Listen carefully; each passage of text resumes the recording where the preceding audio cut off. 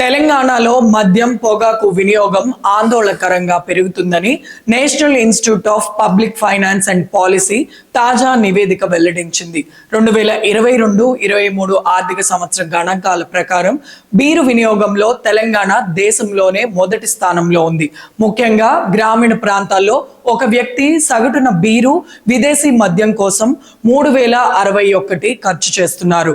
ఇది దేశ సగటు 486 కంటే దాదాపు 6 రెట్లు ఎక్కువ. 2014-15లో 745గా ఉన్న మద్యం ఖర్చు 2022-23 నాటికి 1623కి పెరగడం ఈ అలవాటు వేగంగా పెరుగుతుందని సూచిస్తుంది.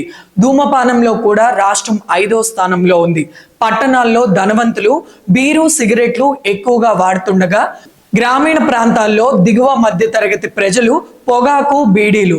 నిపుణుల ప్రకారం అధిక మద్యం, పొగాకు వినియోగం అనేక రోగాల బారిన పడుతున్నారని, కుటుంబ ఆర్థిక భారం పెరగడంతో పాటు కలహాలు, నేరాలు, రోడ్డు ప్రమాదాలు కూడా పెరిగే ప్రమాదం ఉంది.